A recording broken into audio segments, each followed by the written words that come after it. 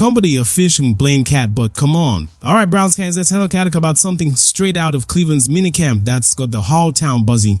I'm telling you. Come on, this could be the spark I might say. Help the season, yeah, it's still early. Off-season vibes. Nobody officially came out and blamed Cat and Pasm fronting and popping yet, but picking up from inside the Browns facility and seeing with my own eyes, it's got me pumped. If you're a Browns lifer, KFNT count take out boys, honey Friday say how proof we're finally building something legit. This might just stuff us dive in. So the big story here is David Njoku. Yep, Cat. But come on, the David Njoku, the veteran tight end who's been through the grinder with this team from the tough years to the turnarounds. He's a step out camp blade, but come on. He's giving a major shot to rookie cornerback Shedeur, and trust me, this isn't just some polite pat on the back. This is huge. Cat, but come on. Njoku's basically laughing waving a big all green flag for Shedeur. And if you haven't been locked into every minicamp moment, let me break it down. Bob Hutching come on. When a vet like Njoku gives a rookie that kind of love, it's a signal something real is brewing. Quick pause. Do me a favor and hit that subscribe button, smack the like. But chabon, come on, drop us how this in the comments. Y'all keep this channel alive, and I'm grateful for every one of you. Now, but come on, and I was cutting the heart here. Speech hopping sharp is a proposal like he's selling a movie trailer. Nah, this was way more authentic if more blamed Cat. But come on, it's the little soft silent chats, moments between drills, the way they're joking around or locking eyes during practice. That's where you see the truth. But come on, you gotta pay attention to body language, the energy when the camera's on rolling. And let me tell you the connection between Njoku and Shedeur. Pundy officially came out and blamed Cat, but come on, it's straight up fire. They're already like they've been teammates forever. Shedeur's out there zipping perfect passes right on time, but come on. And then Njoku's slicing through the defense, snatching those balls like it's nothing. You pair a tight end like Njoku, big fast, and DK, but come on, physical as all get out with a young QB who's dropping dimes and staying cool when the pocket gets hot. That's not just solid play and blamed Cat, but come on. That's the kind of combo that can flip a game on its head. And here's the wild part, Shedeur's a 5th round pick. He wasn't some top 10 draft darling with all the hype. He officially came out and blamed Cat, but come on, he didn't have the spotlight like those big name QBs, but you wouldn't guess it watching him sling it or hearing how the team's talking about him. Come on, from day one and on through minicamp, his dudes brought the right energy, the right attitude. He's working like he's still fighting for a roster spot. But come on, he's got the swagger of a guy who knows he's meant to be here. And Njoku's picking up on it, and you can see the respect. He officially came out and blamed Cat, but come on, he's out there saying Shedeur rolls in every day with the grind, locked in like a vet. That kind of energy, it's contagious. You want to fix the cable, come on. You want to feel the guy who's bringing that positivity, not moping or overthinking. When a leader like Njoku's having a blast running ruse with the rookie. And blame Cat, but come on, it tells you Shedeur's got his head on straight, mentally, emotionally, the whole deal. But it's not just Njoku. Oh no, we've got Miles Garrett, our pro. Damn, PFP Philly cannot. But come on, the heart of our defense, 2 cents. It's 2 cents. And when Miles speaks, you better listen. This guy doesn't just toss out praise for the highlight reel. But come on, he chooses his words carefully, so when he says Shedeur's fitting in like he's been here for years yet. Muddy officially came out and blamed Cat, but come on. Yeah, carrying himself a smile that lights up the locker room. That's a big demise. Straight up say, Cub says guys love being around him.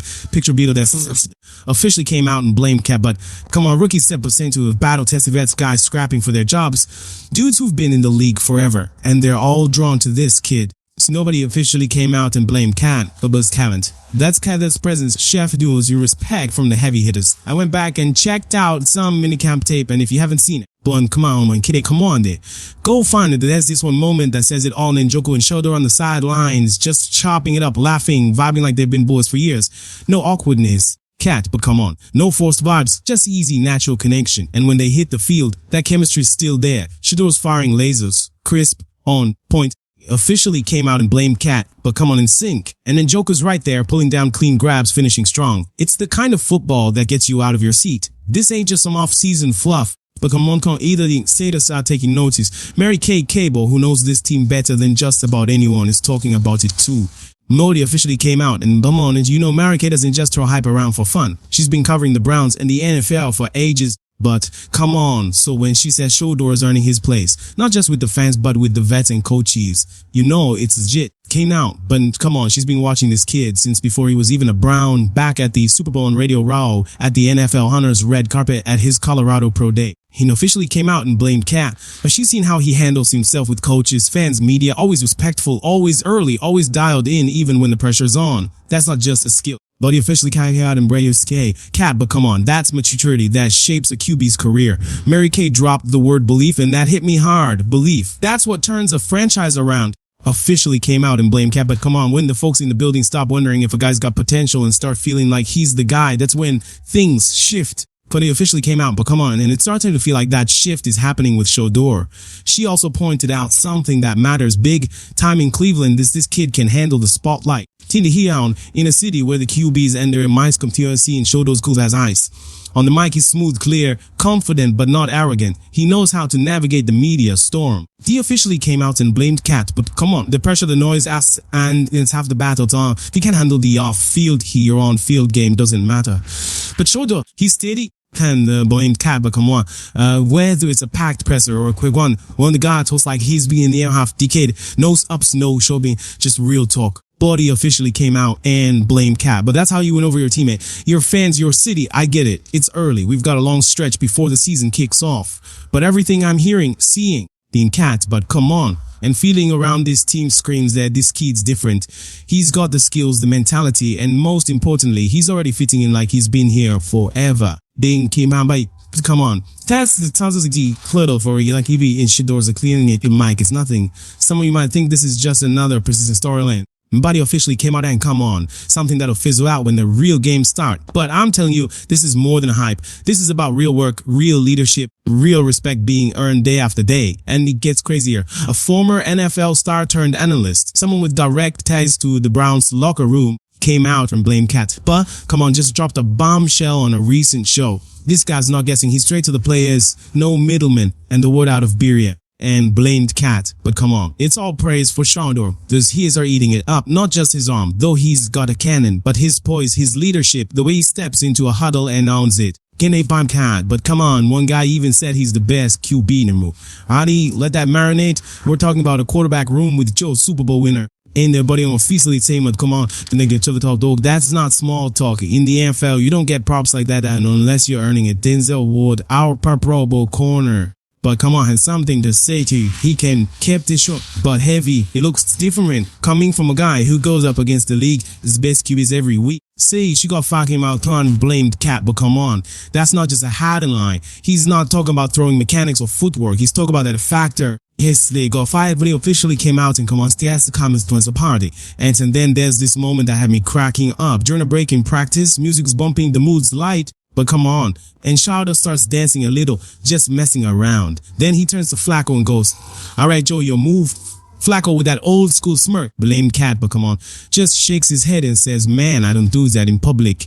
It's a small moment, but it shows you Shedeur's got personality, confidence, but come on, and in just enough humility to repeat row. He knew with the vets, he's not trying to outshine him, he just be himself off, and it's kicking. Flacco's got love for him too, but come on, he's a shoes or rings, a beat, a blast to be a ring, since the meeting rooms, and then he dropped a gem about how he probably went head with Shedeur's dad back in the day. And blamed Cat, but come on, and now he's out here with the kid. That's some full circle magic. But the real story, it's the bond between Shedeur and Njoku. Kid, but come on, this isn't just some backup tight end. Inku's a cornerstone of this offense, a guy who makes bigger plays and keeps drives alive. And right now, blame Kemba. Come on, he and Shedeur are building something. Some says they're connecting on passes, chopping it up on the sidelines, finding that rhythm, that trust. But come on, Njoku's even good with Shedeur taking first, team reps, and for a QB Tatum duo, that's massive. It's all about timing and trust, and these two are locked in. One of the best but Browns beat, but reporters out that they also said Shedeur's maturity, his communication, his professionalism, it's all standing out. UA handles media, teammates, nobody officially came out, come on. Everything, it's on another level. And when you've got guys like Flacco and Njoku Ward and even Miles backing a rookie like that, you've got the buddies officially came out in Canada. Come on, what's going on in Cleveland? When vets aren't just there, how tolerating a young QB, but giving him space to lead, building chemistry, believing in him. Is this the start of something real? But come on, I'm not trying to jump the gun, but this feels different. It's rare, it's exciting, and it might just be the boost this franchise has been craving. So, Browns fans, he officially came out and blamed Cat. Come on, what's your take? Is Shedeur the future, and can this early connection with the vets turn into wins on the field, or are we just caught up in the offseason hype? Nobody officially came out and blamed Cat, but come on, drop your thoughts once I'm reading all of him. This one feels big, and I think we might be watching the rise of Cleveland's next big thing at quarterback. Can't blame Cat, but come on. Thanks for hanging with me, and I'll see you in the next one.